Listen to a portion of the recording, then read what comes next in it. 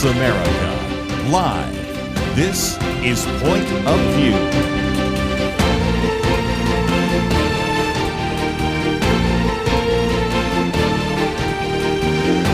And now, Kerby Anderson. Thank you for joining me. It is a Tuesday edition of Point of View. So grateful you can join us today. In the 2 hours, we're going to be covering a lot of different topics.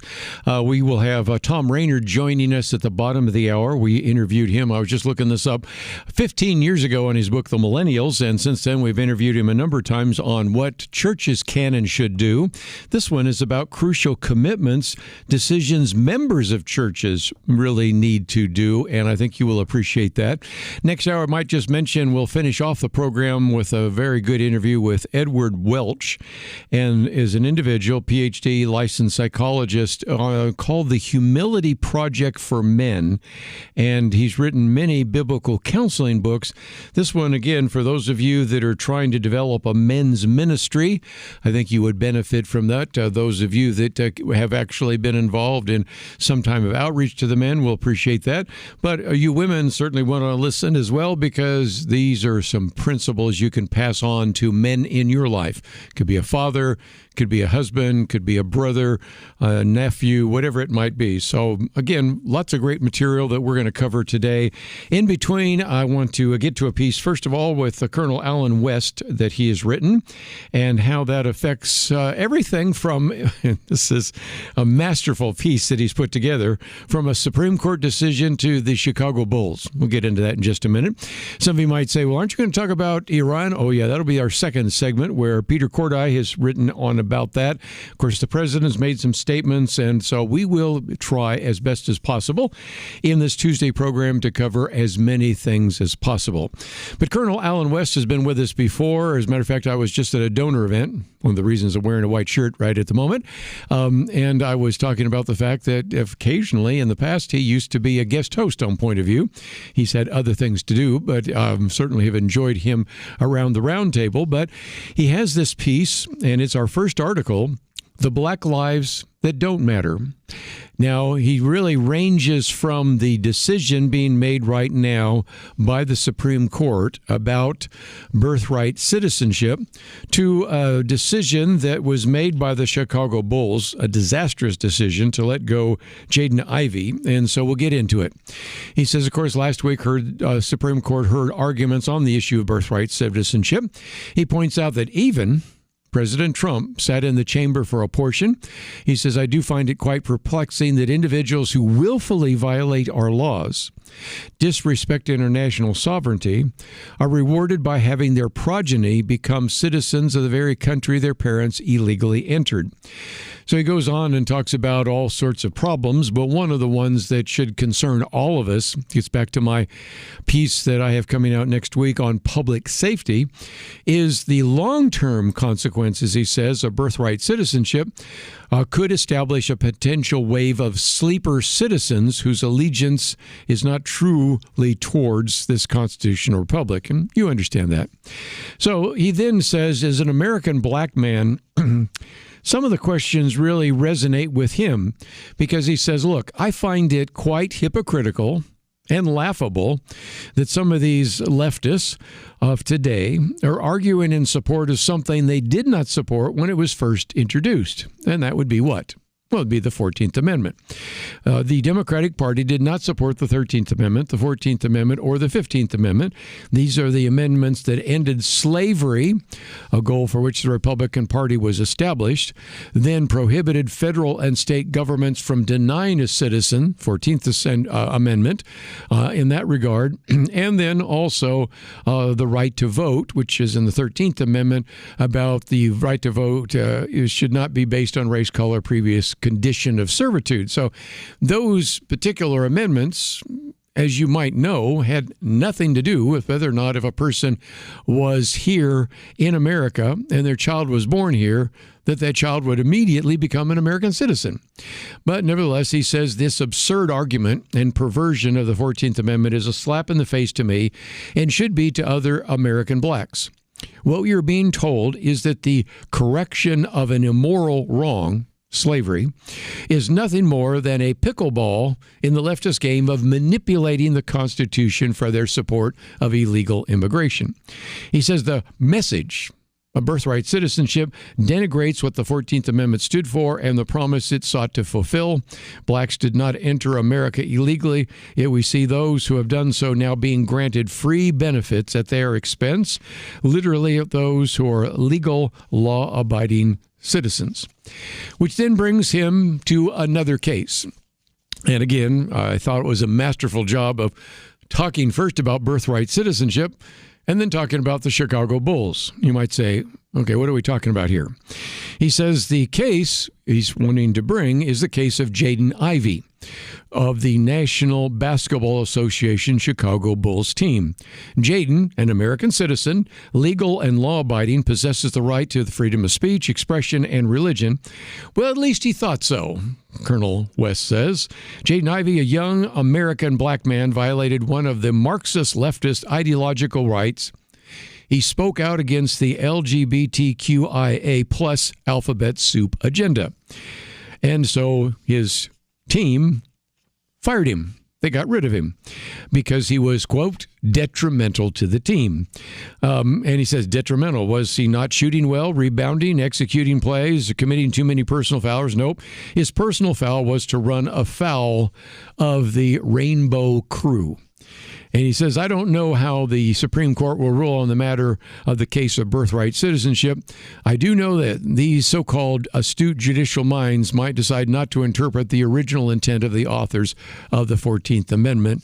And that, he says, is disappointing. Since some of you do like to follow sports, I thought I'd mention there's a very good piece, we did not post it, by Amy Curtis, in which he reminds us that this very competent basketball player, Jaden Ivey, because he has a Christian faith, and also at the same time professed not only his faith, but his opposition to the promotion of the LGBTQ plus agenda, he was fired.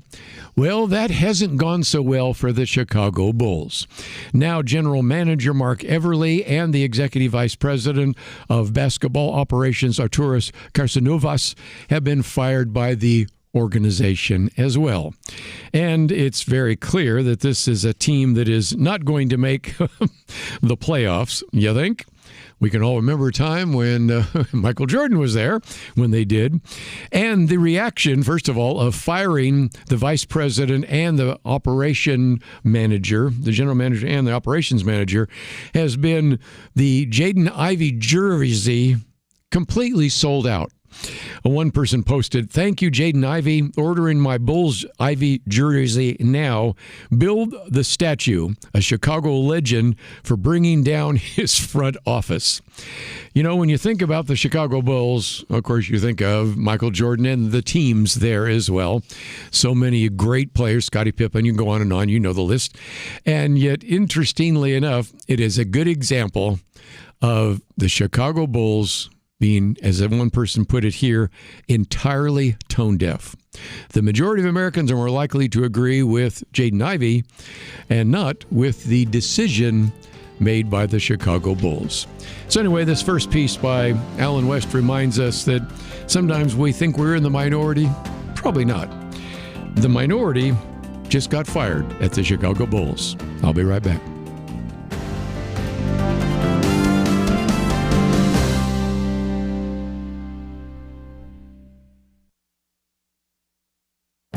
This is Viewpoints with Kerby Anderson. A Jimmy Kimmel joke led to Mike Rowe commentary. The joke was about Markwayne Mullin, a former senator from Oklahoma, who is the new Secretary of Homeland Security. Kimmel joked, "We have a plumber now protecting us from terrorism." It was a funny joke, even though inaccurate, since he ran his father's plumbing business for a short time before heading to Congress, first as a representative and then as a senator. Nevertheless, Kimmel doubled down on the joke by saying, "I'm upset that he isn't still a plumber." He added, "I wouldn't put a plumber in charge of Homeland Security for the same reason I wouldn't call a five-star general to pull a rat out of the toilet." Mike Rowe says he was a bit hurt by the suggestion that skilled workers should never evolve into something new and that competence is somehow limited to one vocation. He went on to recall when Senator Marco Rubio during the presidential debates talked about the need to bring shop class back to high schools. He concluded by saying, "What our country needs are more welders and fewer philosophers." Mike Rowe thinks it's a mistake to promote one vocation at the expense of another. What we really need in this country are more welders that can talk intelligently about Aristotle and more philosophers who can run an even bead. He pointed back to Mullen, who mastered an essential skill and then turned that skill into a multi-million-dollar company that employed a lot of people and served a lot of customers. That gave him the freedom to do other things in his life, including a career in public service. Jimmy Kimmel was making fun of the former senator because he doesn't like his politics, but ended up criticizing plumbers. We have a skills gap, and I appreciate Mike Rowe for reminding us of the value of skilled tradespeople. I'm Kerby Anderson, and that's my point of view.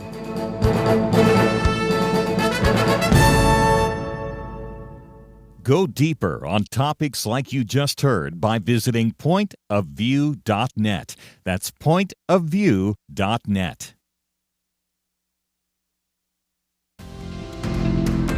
You're listening to Point of View, your listener-supported source for truth. Back once again, let's see if we can talk a little bit about the Iran war. That's the only thing we'll probably talk about this segment.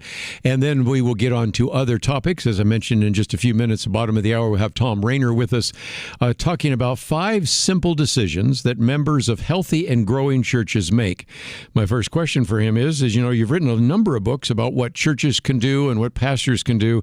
This one, I think, really is important because it's what the members of the church can and should do. So I think this is going to be healthy and helpful, and then we'll get into some other topics as well. Piece that I've posted here, Trump's Iran war is preventing a North Korea crisis. I think it was a good way to kind of pull together some of the pieces. I mean, you get bits and pieces of it. We, even when he was a senator, have interviewed Marco Rubio about such things as Venezuela and Cuba and Iran. And so then now that he's Secretary of State, you get some comments that I think help us understand what is going on and why this decision was made. The president the other night spoke and talked about it, but much of it is almost to talking about the military success, but the why, I think, deserves a really good answer. And this very short piece by Peter Cordy, I think, does a pretty good job. So let's see if we can get into it. And I might just hasten to add, this question came up when I was speaking to some donors today, that even if we can agree with a particular plan, doesn't mean we always have to agree with how it's being executed. A good example is we can agree with the idea that it is important to deport people that are here illegally, especially if they're criminals, but we can maybe disagree with the way in which we went about deporting them.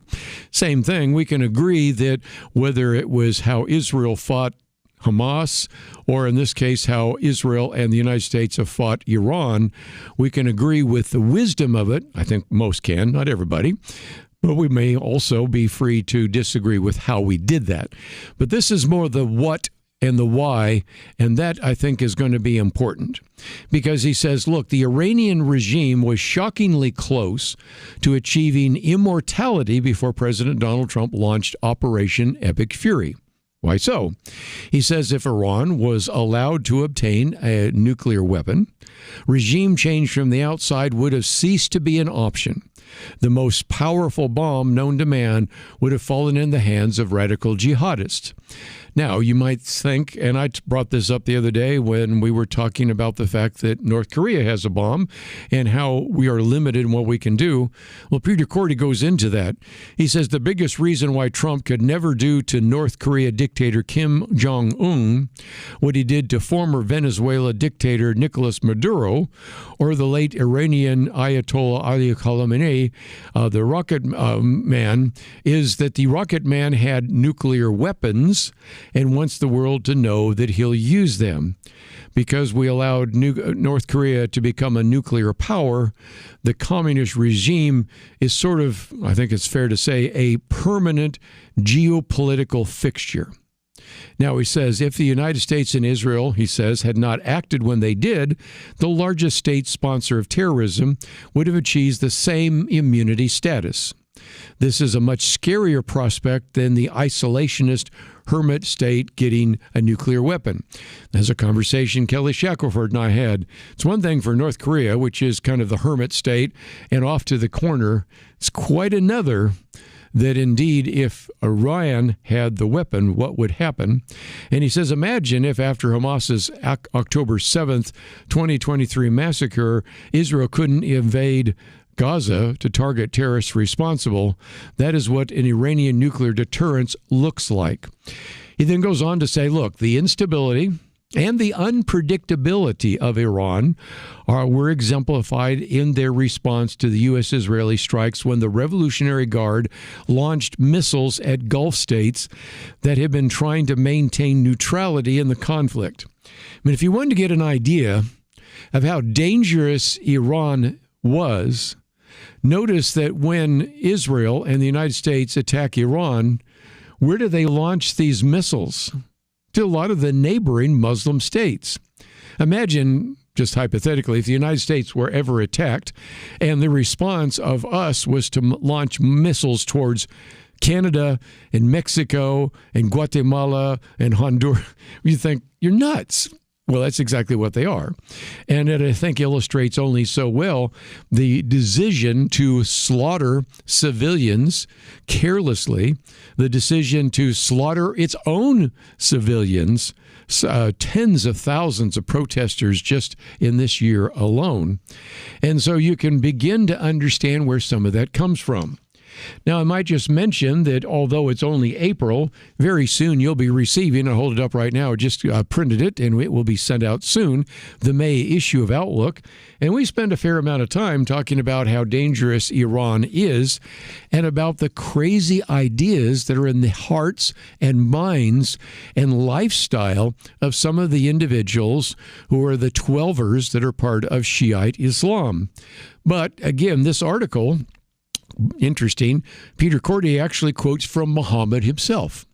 And this comes from the Hadith in particular, in one place where Muhammad said, I would love to be martyred in Allah's cause and then get resurrected and then get martyred and then get resurrected again and then get martyred and then get resurrected again and then get martyred. You can understand why some people have referred to, especially the Shiite Muslim group, as almost a death cult, but nevertheless, that is the case.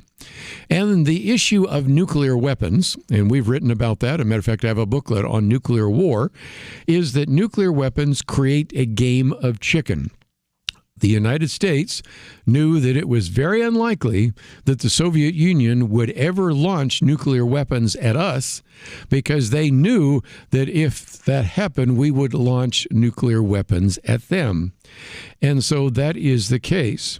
But with jihadists, he points out, they regularly blow themselves up with the hopes of killing a few innocent people, and imagine that they would certainly want to do that because then they would be martyred.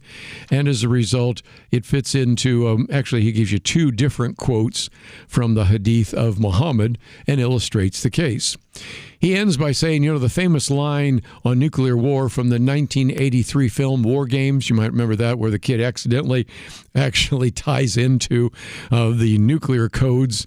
And the bottom line is, the line was, a strange game. The only winning move is not to play. But for jihadists, mutually assured destruction is no deterrent. It's an incentive. That's why preventing Iran from getting a nuke is worth whatever the cost. So I thought it would be worth, just if nothing else, giving you a chance to read that piece, which in a fairly short essay answers many of the questions people have. The other questions, of course, that we have are, what's it going to mean for us? And that was, I think, my second question today when I was speaking to donors about the whole issue of, well, if there's not oil coming through the Strait of Hormuz, aren't we blessed because we only get about 5% of our oil from them? Yes, but oil is a worldwide economy, and it is priced worldwide. So I don't know if you've been paying attention, but the other day I saw that price of a barrel of oil was $147. It was $70 before the war, so we've doubled it. And the one insider tracked the price of oil, a barrel of oil, at $173. Now, again, it isn't just the price. It's availability. Right now, you have one headline that's out. The Strait of Hormuz crisis is driving a wave of global energy rationing. I'm aware of gas stations in India that have completely closed down. I'm aware of some airlines up there at Gatwick and other places that have cut back or even canceled flights because they can't get jet fuel. You can kind of see some of this is starting to ripple across. Just as we find ourselves in a pond, we see some of those ripples eventually hit us, and that is the case. And it isn't just oil because, oil is used, of course, to produce gasoline and diesel and kerosene and jet fuel, but also petrochemicals are used to produce plastics and rubber and textiles and detergents and fertilizers and pesticides and on and on. As one headline said, the global oil crisis is turning into an everything crisis. So again, we need to pay attention to what is happening in Iran. There's a tendency for some of us to say, that's 3,000 miles away. How's that going to have an impact on me? Hate to say it, I think it's going to have an impact, and that's why we need to pray for our military leaders, pray for our president, pray for the Secretary of State. Certainly one of the things we encourage you to do is to pray for those individuals, and if you have signed up for our Pray for America newsletter and our email, the one going out right now encourages you to pray for that very thing. Let's take a break, though. We're going to spend some time talking with Tom Rainer. What can we do to make churches more effective? What do you need to do? I think you'll really appreciate his conversation. We'll have that with him right after this.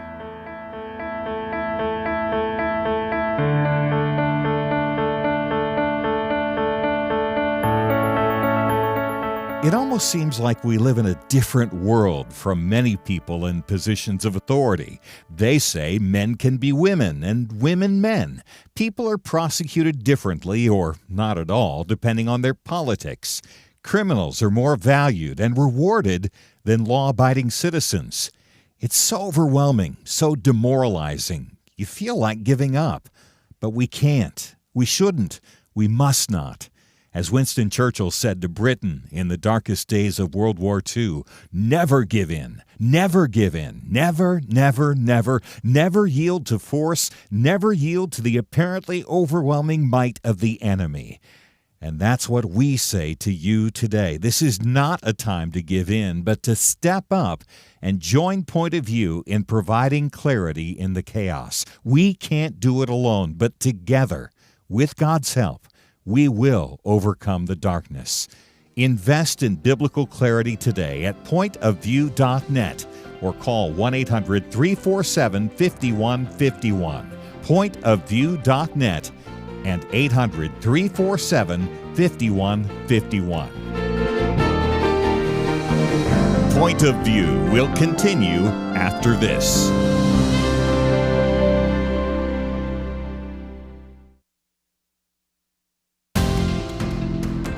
You are listening to Point of View.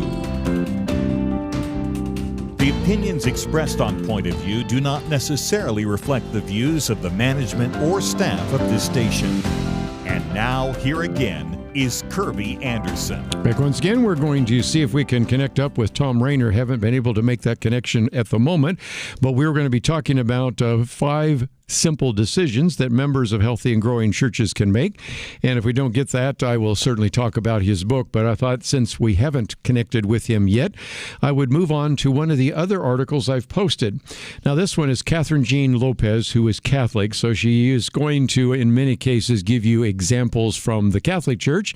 And I will add to it various suggestions from the Protestants. And between the two, it is very important because her argument is very similar to what Tom Rainer was making, and that is church is more than a lifestyle choice. There are tremendous benefits from going to church. As a matter of fact, one of the opening statements by Tom Rainer is the fact that the church oftentimes is not a community. Certainly a church that does not gather together is not a community, and I think you know that. If you're watching a televised church service, It's nothing like getting together with the ecclesia, the body of Christ. And so Catherine Jane Lopez looks at this first from a Catholic point of view, but I'll add some things along the way. She says that one of the questions you're hearing some of the Catholic bishops ask each other is, what is your number? Now, by the way, I go to a Southern Baptist church. I more than once have heard Southern Baptist pastors ask each other, how many do you have in church? How many do you have in Sunday school? So that's not uniquely Catholic at all. But nevertheless, he says, according to Cardinal Robert McElroy, the Archbishop of Washington, D.C., he's quoted in the New York Times piece talking about the fact that they're asking each other about how many people are in your congregation? And more importantly, here's the key issue, the number of young people that are showing up in church. Now, it's about time that we maybe do another one of those surveys. If you look at the booklet I produced a while back on the next generation, we talk about what is happening in the Catholic Church, what is happening in the evangelical churches, what are happening in the so-called ecumenical or liberal churches. And you're finding that the more conservative churches, whether Catholic or Protestant, tend to be growing, and those that are liberal tend to be declining. No surprise. Why should I go to church if I'm not sure you believe in what you're talking about? So, nevertheless, the New York Times article, looking primarily just at Catholic Church at the time, said that it was referring to the number of new sheep in the flock as a surge or as a jump or as a trend. But Catherine Lopez says, more than a flash in the pan, however, it's a resurrection. For each individual who says yes to Jesus Christ and to the way of holiness and radical love that he models in Scripture, enters a church founded by Christ, is certainly going to benefit. And she then points out that we're not surprised by what we saw Sunday. I'll just use my own church as an example. The church at the 9:30 service was overflowing. I know that because we had to put people in the chapel, and I oftentimes teach a Sunday school class in the chapel, but we don't teach on Easter just because of that. And I was at the 11 o'clock service, and I think we had an overflow there as well. So nothing like Easter to bring people out. And she says, the foundational miracle of Christianity, of course, is Easter, the resurrection of Christ from the dead after his life, death, and passion and crucifixion. Then she quotes from Archbishop Fulton Sheen, who used to have a prime time TV show, and that was back in the embryonic days of television, long before people had the luxury of channel surfing. And you had a lot of people then who were able to, even if they were bedridden, could not get out, could still attend church.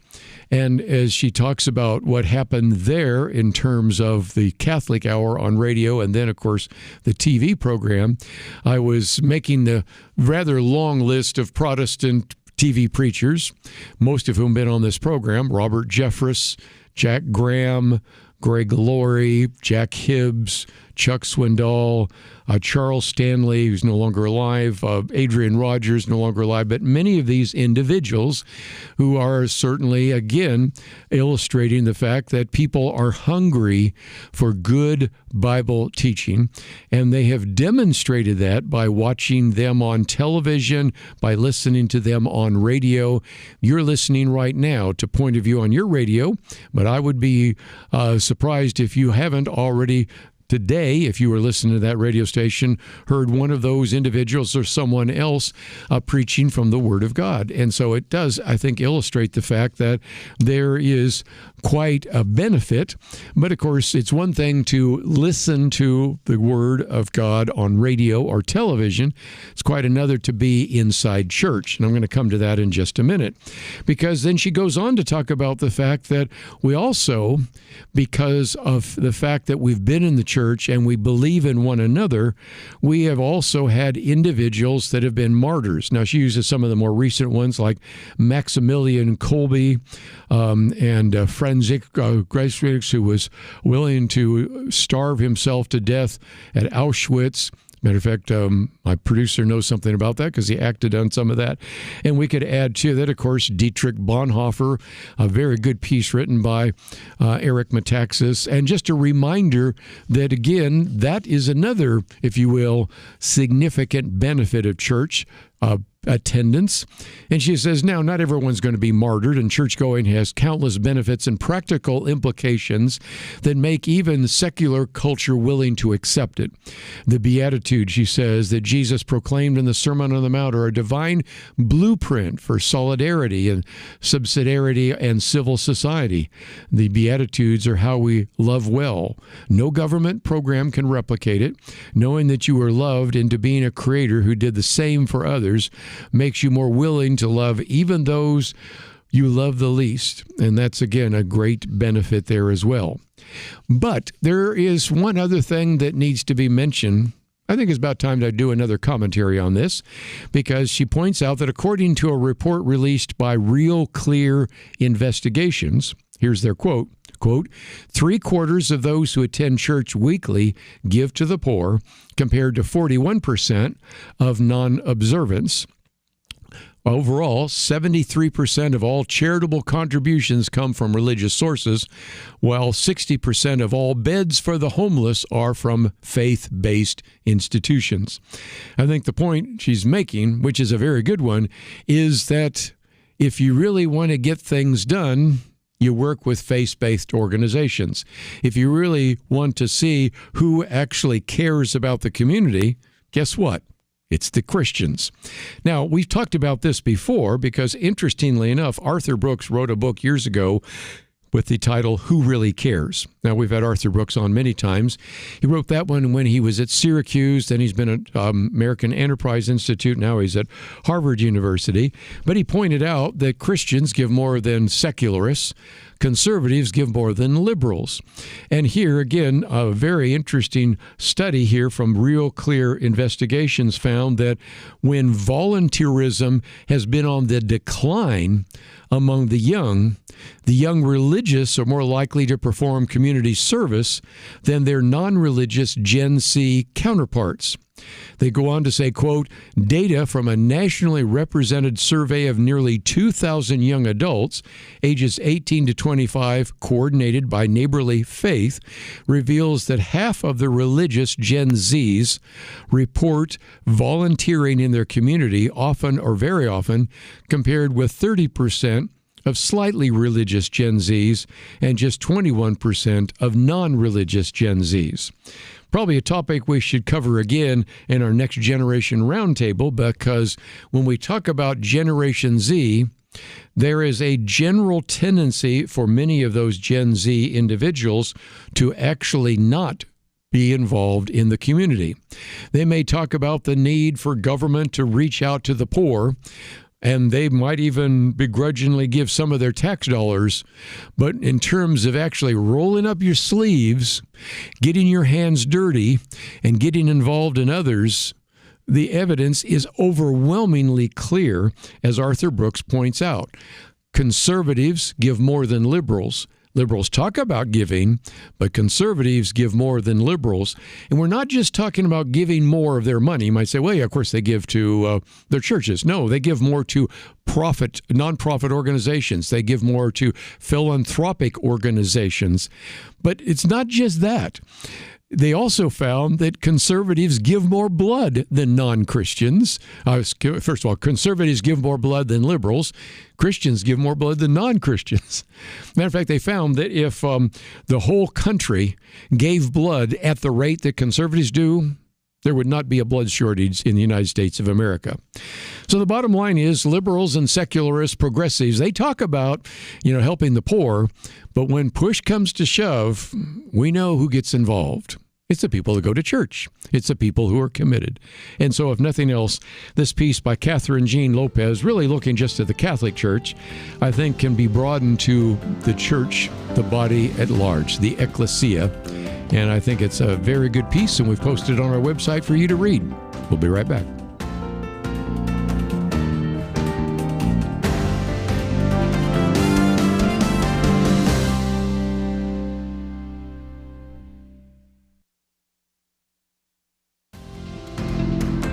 You're listening to Point of View.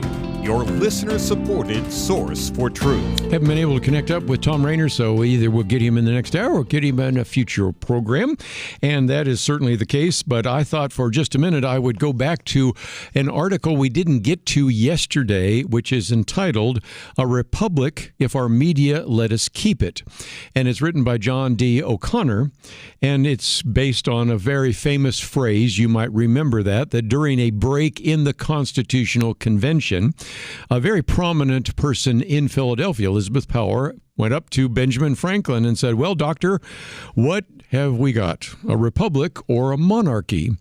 They were fearful that might be the case, and he famously replied, "A republic if you can keep it." And that's where the idea, if our media let us keep it. And while I'm talking about Benjamin Franklin for just a minute, we have certainly appreciated the good work of Sight and Sound, and we've talked about their previous film, but my wife and I went to the film A Great Awakening. I knew it was going to be good, and I just lament that we didn't get one of the experts to come in and talk about it, because it is the incredible story of Benjamin Franklin and George Whitefield. And it goes into and went into a lot more depth about the background of George Whitefield going to Oxford, first as an actor going to Oxford, then connecting up with John Wesley and Charles Wesley and others, becoming a Christian, becoming an evangelist, first in Europe, in England really, kicked out there, and then becomes basically a traveling evangelist in the United States. And of course, one of the things that we've encouraged those of you that could be with us at Truth Team is to receive our Patriot Pack. I'll hold up what that is. You know, it has One Nation Under God, the Bill of Rights, the Federalist Papers, Church and State, and of course the Patriot Pastors. By the way, I might just mention, if you are a member of the Truth Team, no doubt you've received the booklet. I'll hold up that one on the Declaration, and now we have one coming out on America's founding. By the way, as I've said before, there's some tremendous benefits to being a donor to Point of View, because we put those booklets in your hand. They're great resources for you. But nevertheless, back to this article, it is very true that at the time there was a fear that America might just turn back to a monarchy. Matter of fact, they were thinking that after we put George Washington as president, he'll just stay there. But for all these silly no kings rallies, we don't have a king, and we don't have one now. And it is ironic that some of the no kings rallies were happening in England, where they do have a king, but I'll leave that for another day. But nevertheless, John O'Connor puts it this way: rather, the wise founders, understanding the difficulties of any populist system of government, were worried about mob rule and its irrational mischief of factions. As a matter of fact, if you want to understand this idea of factions, let me hold up one of the booklets that I think would be very helpful for you to read, and it's on the Federalist Papers. Now, I recognize that most of you probably won't sit down and read the Federalist Papers. If you did, can I at least encourage you to read Federalist Paper number 10, written by James Madison? But even more significant, read Federalist Paper number 51, written by James Madison. But if you say, well, I only got 10 minutes. Okay, get the booklet here. Of course, we've mailed the booklets out. If you want to get a copy, you can let us know. But as I've pointed out, most of these booklets we've posted. So if you go down to the website, pointofview.net, where there's a search engine, and type in the Federalist Papers, I'm pretty sure you would be able to get a PDF of that you could read for it. But if you'd like to get a booklet, just let somebody know, and I'll give you a phone number here in a minute. If you would want to make a donation to Point of View or like to get some of the booklets, we'd be glad to get them to you. But let me just go on, because he says the Founding Fathers feared that mobs would lead to corrupt government, so much out of the control that tyranny and despotism would eventually overtake sober Republican values, meaning the values of a republic. Students of Montesquieu and Locke, John Locke in particular, we quote him especially in the book on the Declaration and again on the one on America's founding, were most concerned that citizens might not remain civically educated and virtuous. You think? Have you seen some of those interviews they've done recently? Usually they do them in the beach. Always get a kick out of it. We're interviewing young ladies in bikinis and guys looking like they've just been drinking about can they name the 10 Commandments? Can they name the Bill of Rights? Do they know when the American Revolution took place? Do they know who we fought in the Civil War? The answers are abysmal, as you well know. So in some respects, Montesquieu and Locke were right about that. But John D. O'Connor goes on to say, our present society is lurching dangerously close to that state, best exemplified by the reaction of our major media to the present hostilities in Iran, which we just talked about a minute ago, or maybe even dealing with the irrationality of what he calls the No Kings rallies. And the media has lost all sense of teachings of recent history, especially when you start likening, as he points out, Trump to Adolf Hitler. You may not like Donald Trump, but Hitler, he's not, okay? And really just not even understanding the true Hitler of the modern time, and that is, as we pointed out a minute ago, Iran. And so he points out that at present, America's brokers, that's the media brokers, are really saying that they can tell you just about anything, and because you're very biblically illiterate, historically illiterate, maybe just educationally illiterate, you'll believe that. But he also points out that we're at a time right now when it's possible that the Abraham Accords could eventually become the Abraham Alliances, that because of some of the actions taking place right now in Iran, that we might have more and more of those countries in the Middle East join with the United States and Israel. And this would give our grandchildren a level of peace really almost unimaginable.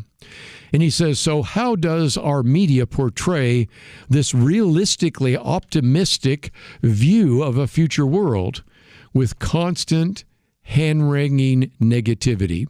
He says, from Benjamin Franklin's perspective, today's media constitutes a force destructive of our democratic republic. Do we see any reporting or analysis by major outlets assessing present costs against future benefits? Of course not.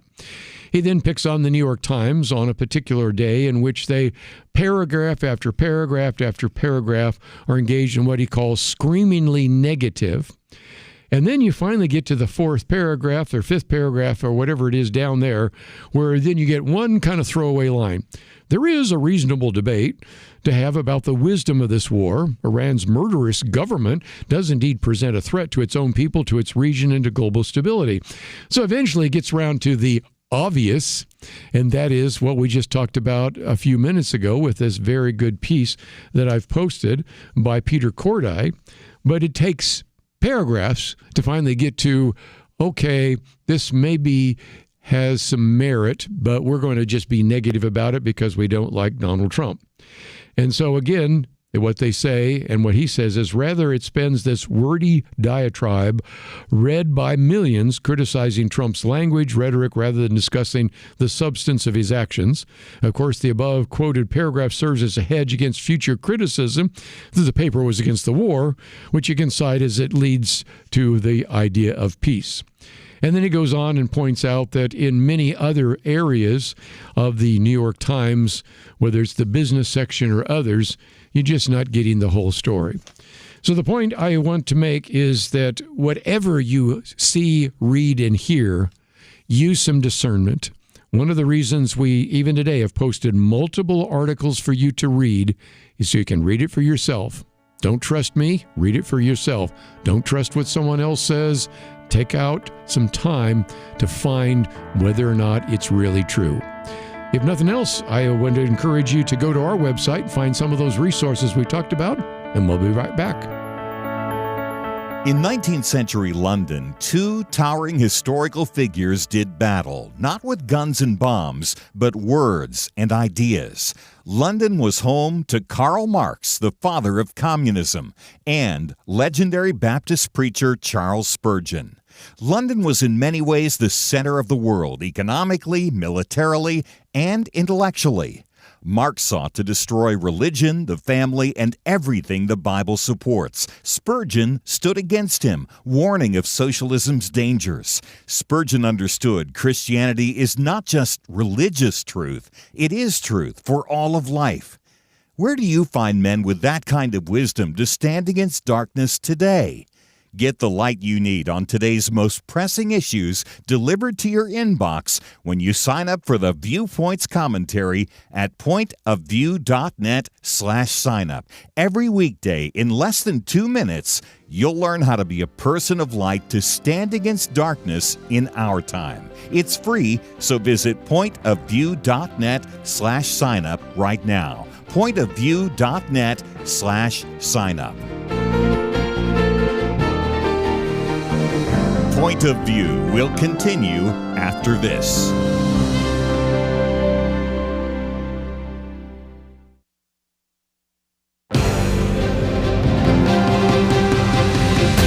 Across America, live, this is Point of View.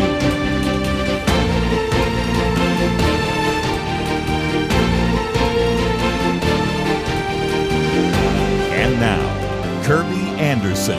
Second hour today, let's, if we can, for just a minute, talk about taxes. I know it's a little bit premature, but not much. This time next week, you'll be doing your taxes if you haven't done your taxes already.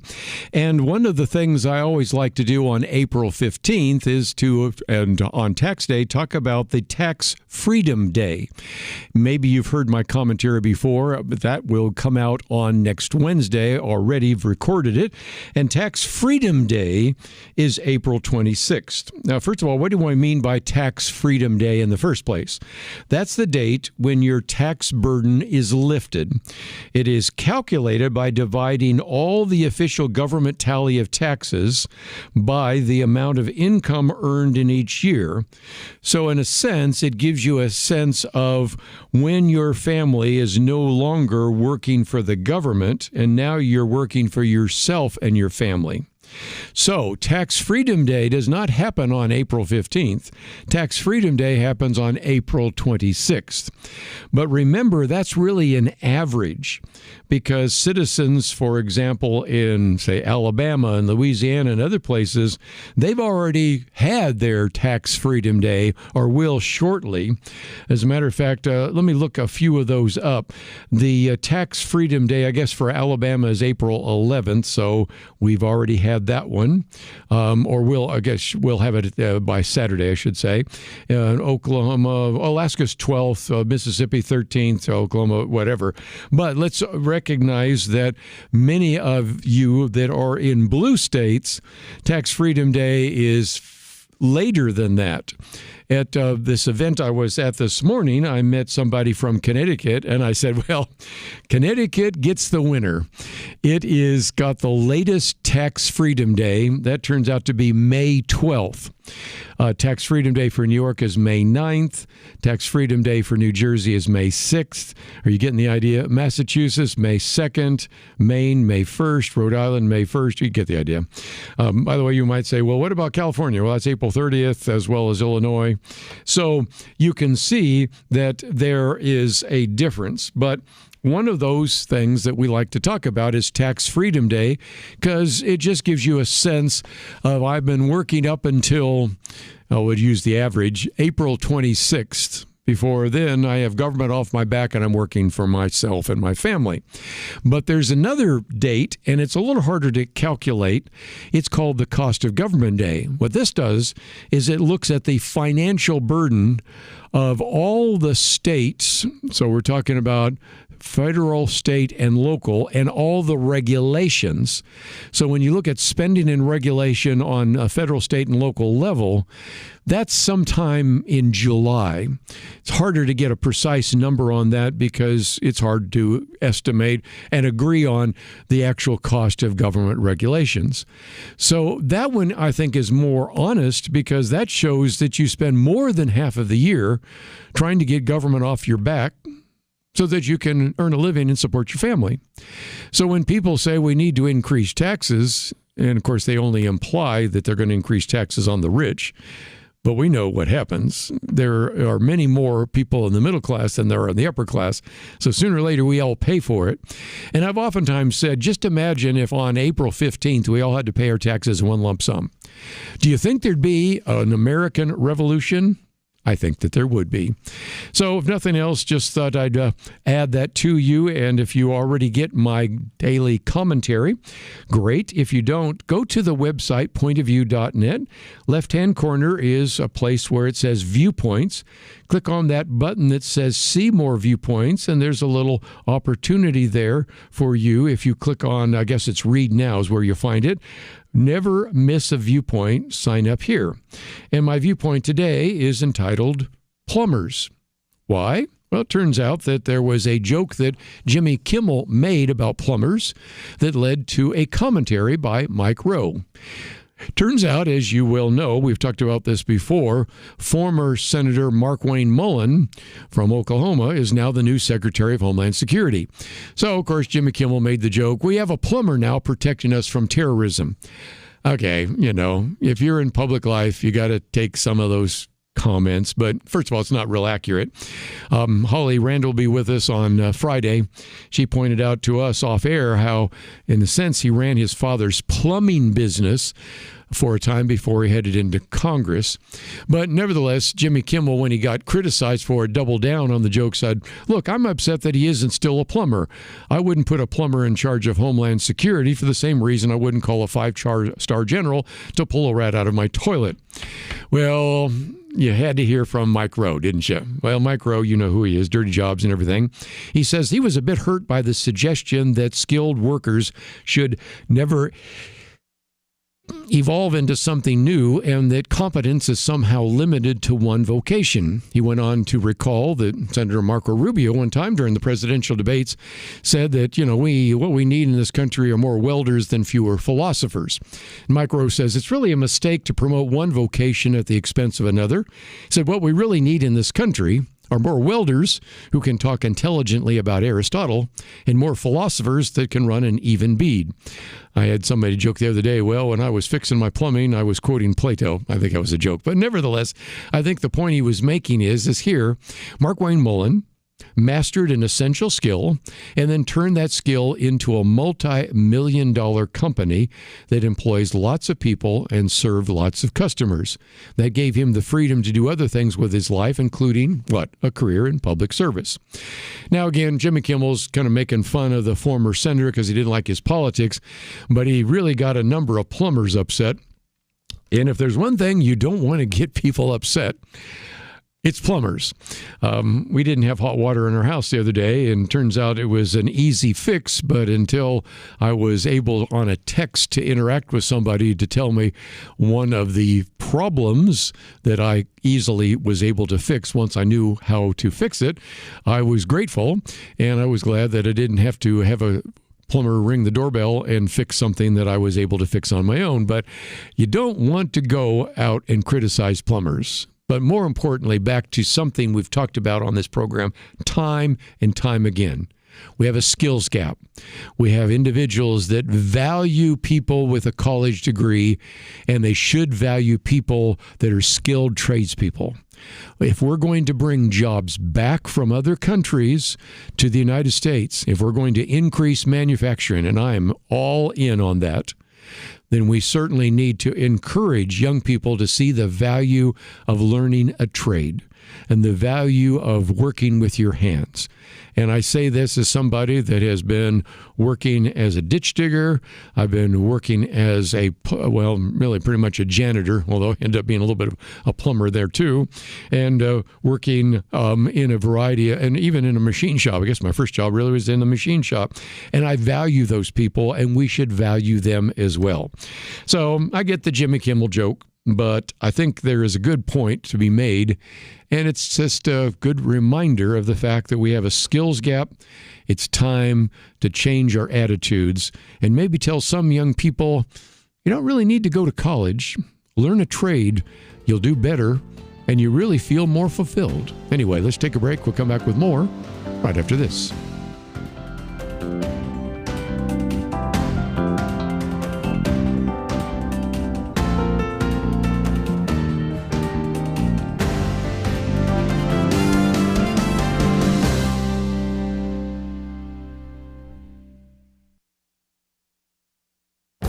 This is Viewpoints with Kerby Anderson. A Jimmy Kimmel joke led to Mike Rowe commentary. The joke was about Markwayne Mullin, a former senator from Oklahoma, who is the new Secretary of Homeland Security. Kimmel joked, "We have a plumber now protecting us from terrorism." It was a funny joke, even though inaccurate, since he ran his father's plumbing business for a short time before heading to Congress, first as a representative and then as a senator. Nevertheless, Kimmel doubled down on the joke by saying, "I'm upset that he isn't still a plumber." He added, "I wouldn't put a plumber in charge of Homeland Security for the same reason I wouldn't call a five-star general to pull a rat out of the toilet." Mike Rowe says he was a bit hurt by the suggestion that skilled workers should never evolve into something new and that competence is somehow limited to one vocation. He went on to recall when Senator Marco Rubio during the presidential debates talked about the need to bring shop class back to high schools, he concluded by saying, "What our country needs are more welders and fewer philosophers." Mike Rowe thinks it's a mistake to promote one vocation at the expense of another. What we really need in this country are more welders that can talk intelligently about Aristotle and more philosophers who can run an even bead. He pointed back to Mullin, who mastered an essential skill and then turned that skill into a multi-million-dollar company that employed a lot of people and served a lot of customers. That gave him the freedom to do other things in his life, including a career in public service. Jimmy Kimmel was making fun of the former senator because he doesn't like his politics, but ended up criticizing plumbers. We have a skills gap, and I appreciate Mike Rowe for reminding us of the value of skilled tradespeople. I'm Kerby Anderson, and that's my point of view.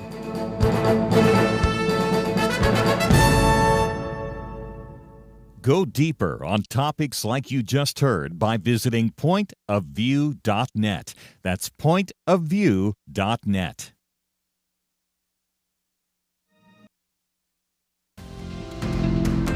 You're listening to Point of View, your listener-supported source for truth. Edward Welch will be with us in just the bottom of the hour, and we'll certainly get into some very important questions about the Humility Project for Men. But just before we do so, since I was looking ahead to Tax Day next week, let's look ahead to next month. And next month actually is the 20th anniversary of Al Gore's film, An Inconvenient Truth.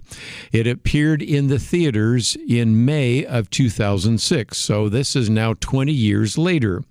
Very good piece that came out a while back by Bjorn Lomborg. You might say, okay, who is he? He's known as the skeptical environmentalist. He's an individual that certainly believes that we do have a challenge of climate change, but it's not the catastrophe we've been led to believe. And so he took the time to remind us of the fact that Al Gore's film, with its dramatic visuals, he says, and dire warnings, transformed the issue of a niche ecological concern into a front-page crisis. Now, he spends some time, of course, talking about the fact that this has given justification for calling this a climate change catastrophe, an Armageddon. You have seen AOC and others suggest that we only have 12 years left, and that was 12 years ago, and all the kinds of things that are happening there. But he points out that, first of all, these catastrophes, number one, did not materialize, and the policy prescriptions failed. But more importantly, we paid a very significant economic price. His estimates are, and I think they're probably low, but let's use his, $16 trillion spent in trying to actually mitigate against the problems of climate change, and they delivered very few benefits at all. Now, you can talk about different aspects of that film, and I suspect that Bjorn Lomborg's particular piece will be maybe the one and only one that says, 20 years later, how are we doing on some of those predictions? Because the film, if you remember, and I suspect most of you have seen it. It was shown in many classrooms, so even if you weren't involved in some of the environmental issues we were talking about here on Point of View, it certainly was getting a lot of attention, and it painted a bleak picture of the future of climate change with ever-worsening disasters. Okay, Let's pick out just a few. I'm not going to spend a lot of time on this now, but come May, maybe we'll do a program on it. Remember, one of those scenes was of the polar bears. Remember that? I mean, you had this film of the vanishing polar bears, and then you had these, back then, computer-generated images of them drowning because of melting ice. And so we were saying, what about the poor polar bears? Well, if you have not seen one of my commentaries on this in the past, let me give you the update, and that is the polar bear populations have actually doubled. They are twice as large as they were at about year 2000. Now, again, this was done in 2006, but you get the idea. So polar bears doing okay. Matter of fact, populations have doubled. One of the others, in hurricanes. Matter of fact, when Hurricane Katrina came, well, that was it. That was just evidence of the fact that we're losing control of our environment, and hurricanes are going to be increasing in intensity and frequency. No, they're not. You can look at global data from satellites, and if anything, they show a slight decline. Now, the other argument, of course, is that this was going to lead to all sorts of people that would be dying because of all of these. Because another one was wildfires. We have the wildfires in California, so that's global warming, of course, it's climate change. No, that's not the case either. But, every one of these stories, if you check out the data, goes the wrong direction. And, of course, at the same time, the other part of this is we had policies somewhat implemented by Barack Obama, but significantly implemented by, of course, Joe Biden, to actually go to various other solutions, because we were told that we have very good solutions and alternatives to burning fossil fuel. Thus, we don't have to worry about carbon dioxide going into the upper atmosphere. And we're told that wind and solar were cheap solutions to climate change. When I have a commentary coming out, I will have this graph, which I'll show for the very few of you maybe watching online, and the graph shows you something very clearly, and that is, if you look at solar and wind costs, there are, as a circle shows, no clearly cheap green electricity. But you don't have to even look at the chart to do that. All you have to do is recognize that many of the nations, I'm thinking of Germany and others, that have decided to ramp up their share of renewables also have found that electricity prices are soaring. And of course, there's another part to that, and that is most of these renewables are intermittent. The sun only shines half the day or even less. The wind only blows occasionally. And so if you're going to even use that, you're going to have very effective batteries to store that, because the times in which you're going to need the energy, like electricity, is primarily at night when people come home and they turn on their lights and they turn on their ovens and those kinds of things. But I would end with one other point. As bad as $16 trillion was, as bad as it was to have us be concerned about polar bear populations, hurricanes, droughts, famines, wildfires, whatever, maybe the worst fallout has been the climate hysteria that has encouraged activists to do what? Well, to glue themselves to highways, to vandalize some of the great paintings and art of the Western culture. And so as a result, we've seen how that hysteria has played itself out. We have a whole generation of young people that are convinced that we're on the very edge of a climatic Armageddon. And Beyond Longberg ends by saying, look, climate change is a challenge, but it's not a catastrophe. And 20 years later, I would suggest to you that maybe the biggest catastrophe was that film.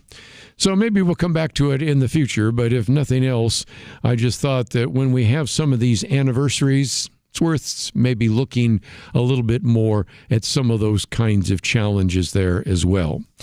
I might also mention that next week I do have, as we mentioned earlier, a commentary coming out on the issue of public safety, because this is a concern as well. We find ourselves in a situation where various cities and states have declared themselves sanctuary cities or sanctuary states and argue that they will not allow local law enforcement to cooperate with federal immigration authorities. And so we have this growing list. The commentary I quote from is one where Ben Shapiro talks about the death of Sheridan Gorman up there in Rogers Park in Chicago. But she just joins a list, an expanding list, and you can find this out on the internet, of more and more people who are American citizens who were killed by people who are criminals who were here illegally.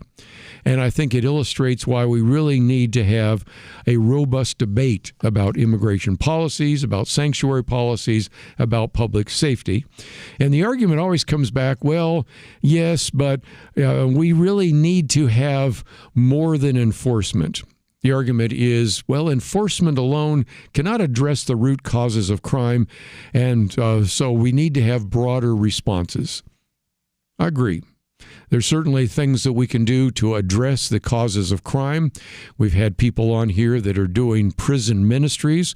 We've done booklets on poverty. We've done booklets on homelessness. We've talked about what we can to empower individuals and communities. But that doesn't mean that we shouldn't be enforcing the laws. So, of course, we can address some of the causes of crime and recognize that faith-based organizations, as I mentioned just a minute ago, probably have a much better track record than even government policies. But that doesn't mean if we can't address all the causes of crime, we shouldn't at least enforce the law. And this growing and ever-expanding list of people who have been killed by criminals that are here illegally illustrates again that I think one of the really important debates that needs to take place during these midterm elections is public safety. So it's a topic I will come back to, and it's one that we address there as well. As we go to a break, we'll come back and spend some time talking about this humility project for men, but I thought I might mention my Viewpoints commentary, which, as I mentioned just a minute ago, is on plumbers. We have a Take Action item, which we're still paying attention to, a video, and of course, some of you have said, well, you had Truth Team a couple of weeks ago, and you didn't make your goal. Well, we still have not. So if you want to click on that button to give, we would greatly appreciate it. And if not, well, pray for this ministry, because we'll have to make some difficult decisions. We're going to take a break. We'll be back right after this. I'm sure that you've noticed that social media is now filled with information generated by AI. Dramatic descriptions of politicians and music stars supposedly making statements about a current issue, leaning into the microphone, looking into the lens, opponents silenced. It's powerful, it's riveting, and it's all lies. Even several national television networks were recently found using enhanced pictures, meaning manipulated, falsified, literally not giving a true picture. So many liars, so much deception. Where can we turn for truth? Right here. From Kerby and the team at Point of View, we need your support. Please join the Point of View Truth Team today with a monthly gift of $30 or more. Together, we can shine the light of truth and dispel the darkness and deception of this day. Give now at pointofview.net or call 1-800-347-5151, pointofview.net and 800-347-5151. Point of View will continue after this.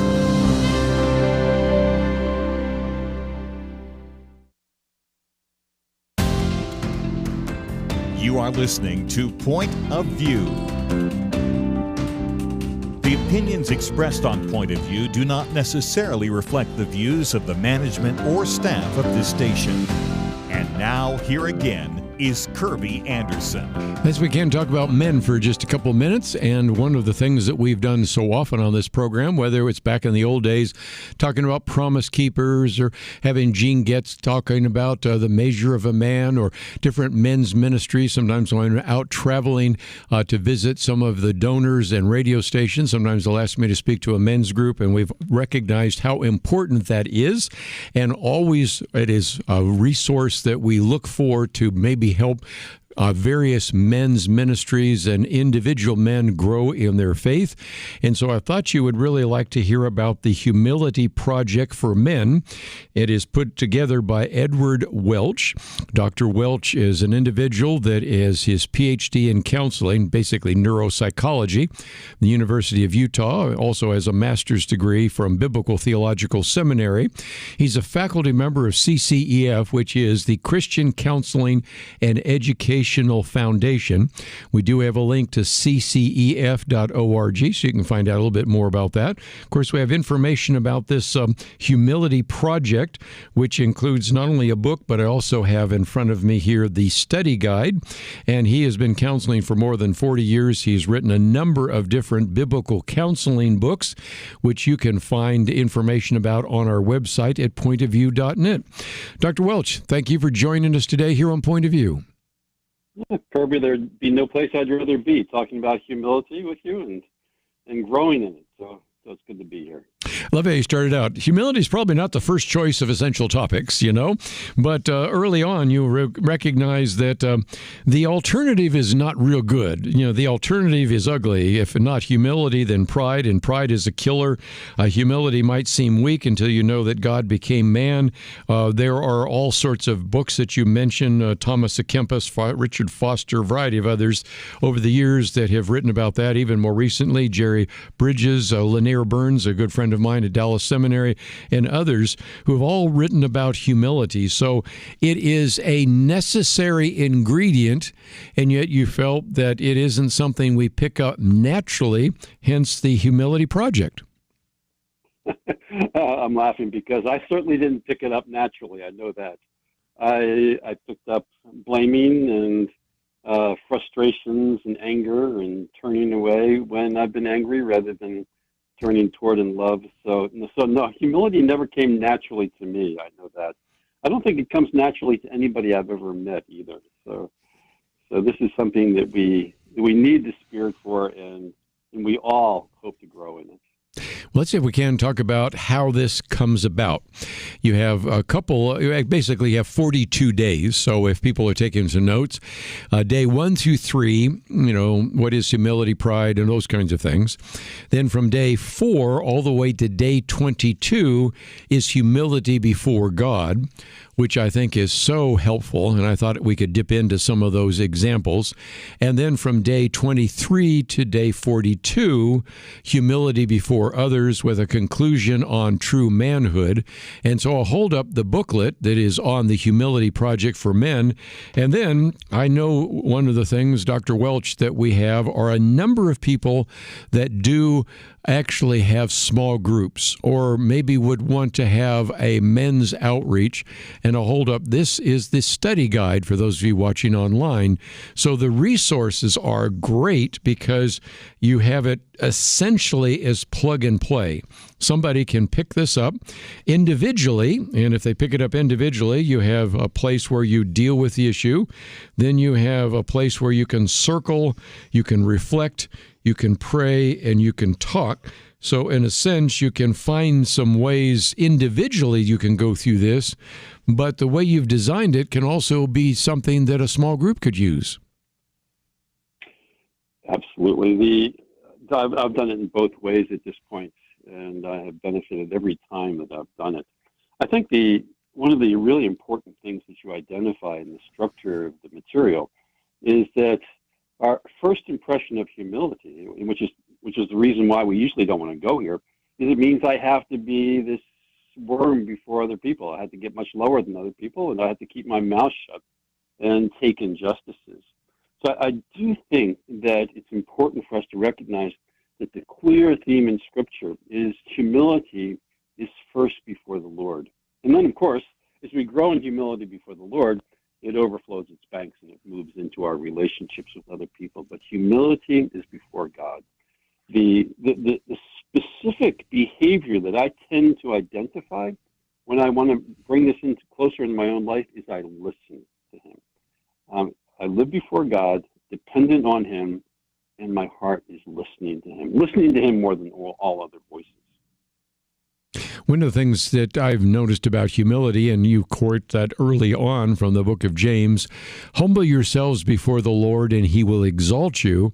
But the flip of that is, you see this in Daniel, you see it in the Proverbs, that he who walks in pride, he is able to humble, or everyone who is arrogant in his heart is an abomination to the Lord, and God will actually deal with you. So better to deal with it yourself rather than to have God deal with it, right? Well, you make me think, when you mention Daniel, you make me think of the king who is walking around his kingdom. Look at this great kingdom that I have built. And the Lord essentially allows him to look like the way he's acting. He becomes an animal. That's what pride looks like. It's this strange version of a creature who thinks he is greater than all other things. And it has more in common with an animal than a true human being. Let's, if we can, get into the two aspects of this. The one is humility before God. And this is the one, Dr. Welch, that I always have trouble with because people are so arrogant, and I'm going, really? Let's just use a very contemporary example. Right now, Artemis 2 is circled around the moon coming back, and the distances between just the Earth and the moon, much less the distance from the Earth to the sun or the distance from the Earth to the end of the solar system, are vast. And then to say, God is greater than that, it seems to me, wouldn't you agree, that humility is the natural response to the greatness and majesty of God, and yet somehow we tend to forget about that, even while we have a perfect object lesson right now in the heavens. Yeah, I think you just captured it, where it's very, very natural when you use the illustration of those kinds of distances.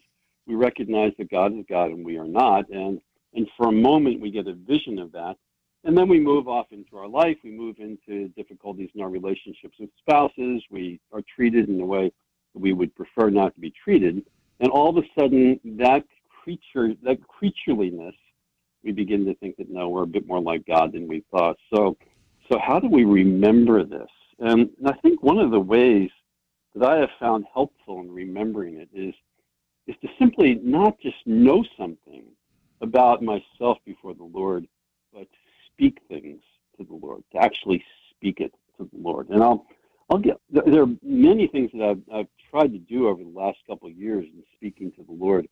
Where I've settled is the end of Psalm 40. Where in the early part of Psalm 40, there's a kind of summary where the psalmist says, "As for you, Lord," and then he talks about who the Lord is. Right. At the very end, he says, "As for me, I am poor and needy, but the Lord takes thought for me." And I have found that to be, like what you're saying, the reminder of my creatureliness. It's not that we see ourselves as lower than everything else. We see ourselves accurately. That's what it means to walk humbly before God. And so for me, to begin a day with Psalm 40:17, "Lord, as for me, I am poor and needy before you, and you take thought of me." That's a kind of corrective that stands with me through the day.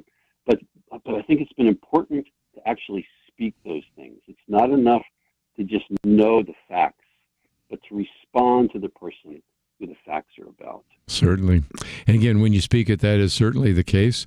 I do want to, as we go to a break, mention that we do have a link to CCEF, and you have written, for example, and have a video on a course on human identity, one on how to deal with the grief of losing my spouse and facing the future, and a variety of others. So there are some great resources that people can take advantage of as well. Might just mention that you have a chapter in day 33 about shame, and of course you have written that book on Shame Interrupted, and a couple of others. So we're going to come back and get into a little bit more. Maybe the issue not only of God as just incredibly large and the creator, but holy. In Revelation, for example, holy, holy, holy is the Lord God Almighty.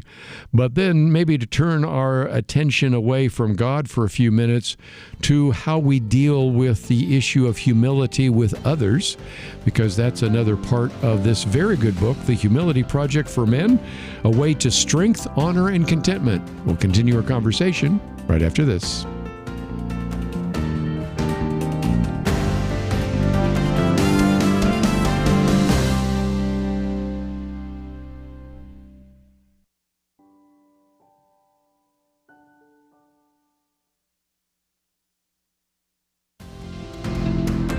You're listening to Point of View, your listener-supported source for truth. Quite a bit of information we have on our website if you'd like to know more about the Humility Project for Men, a way to strength, honor, and contentment.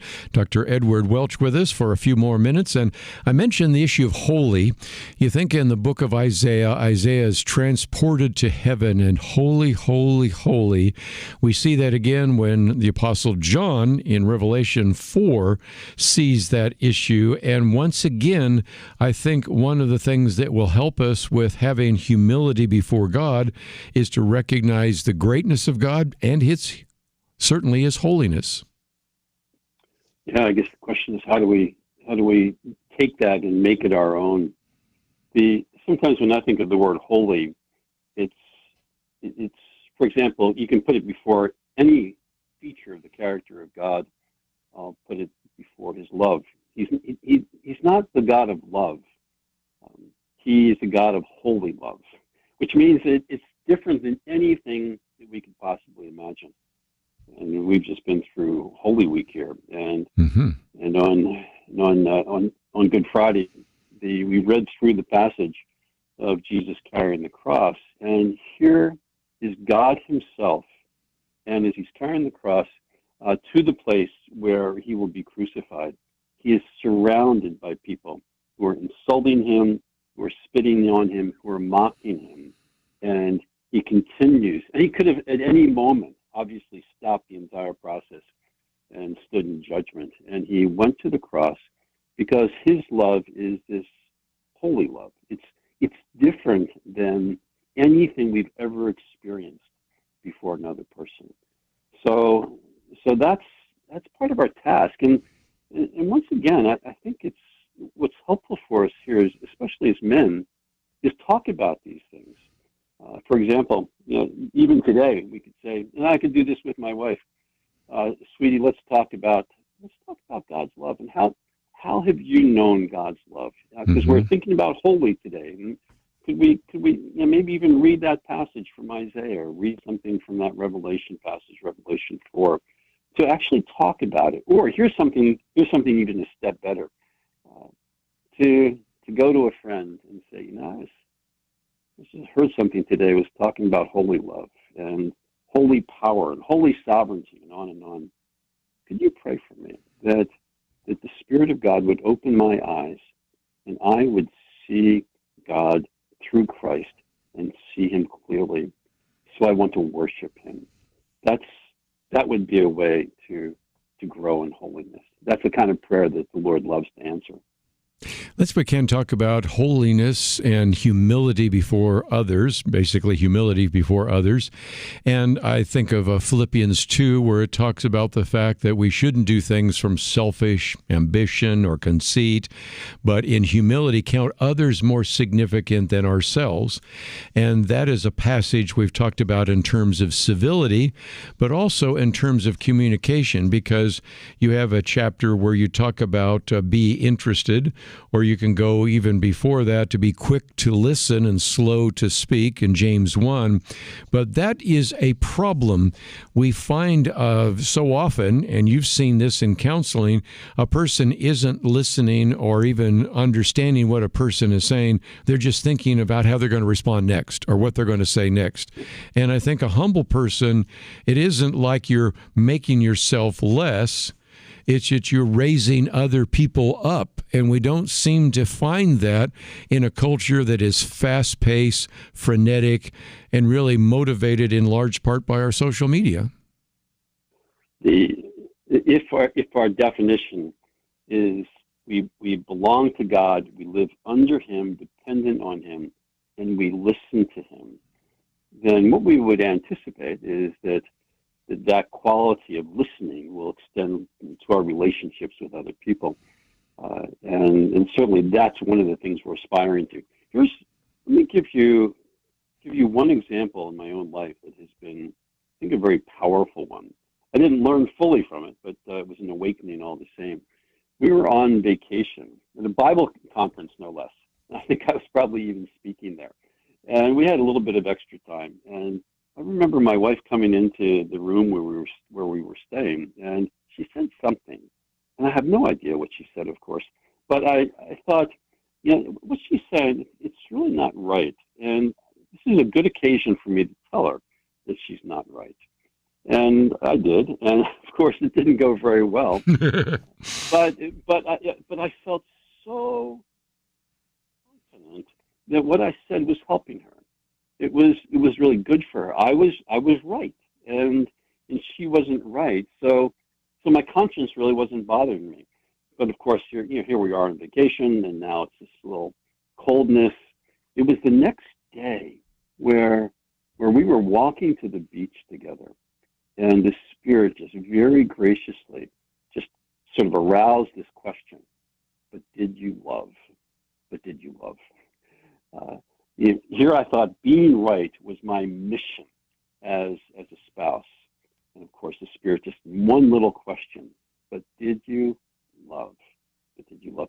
That's humility, is this invincible ability to stand in the face of criticisms, or words that we don't like, and persist in that question: how do I love this person now? That's part of the power of it. Instead of being right, to say, but did I love? And love, of course, listens.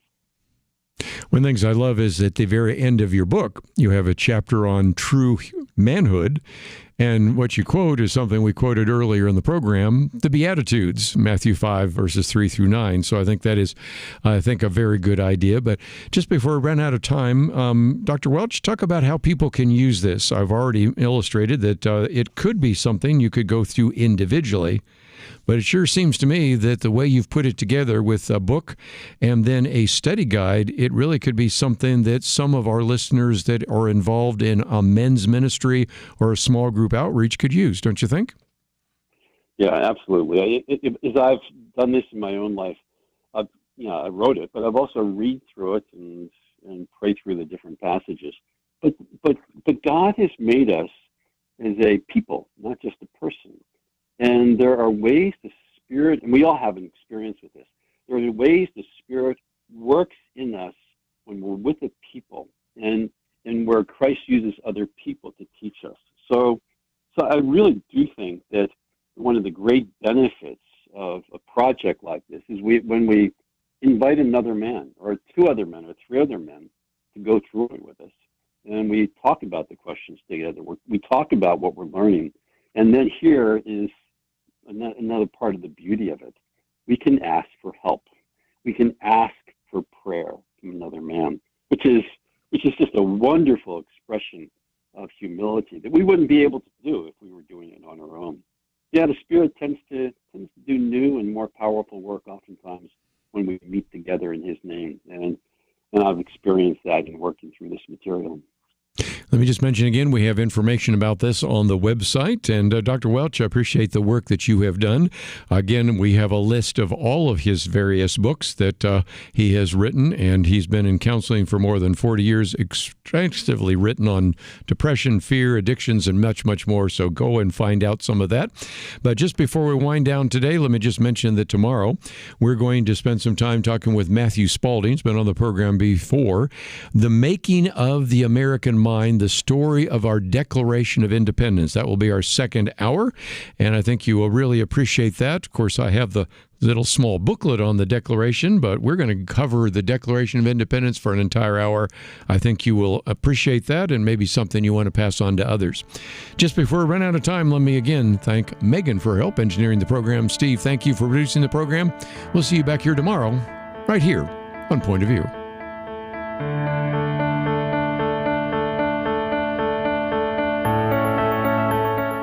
Where does moral truth come from? According to 58% of Americans, individuals determine moral truth. A quarter of Generation Z says society determines moral truth, and morality can even change over time. Only 42% of Americans believe that truth comes from God. I don't know about you, but I find these numbers extremely troubling. It really is a crisis of truth, and that crisis has consequences. Look at society. Evil is called good, good called evil. People with biblical beliefs are called bigots, or worse, they're canceled. But there is hope. The Bible promises the truth will set us free, and that's why Point of View is relentless in our commitment to the ultimate source of moral truth, God's Word. At Point of View, we know that God's truth is eternal, and if we stand together, we can help more Americans apply His truth in their daily life. Help Americans find truth again by giving at pointofview.net or call 1-800-347-5151. That's pointofview.net and 800-347-5151. Point of View is produced by Point of View Ministries.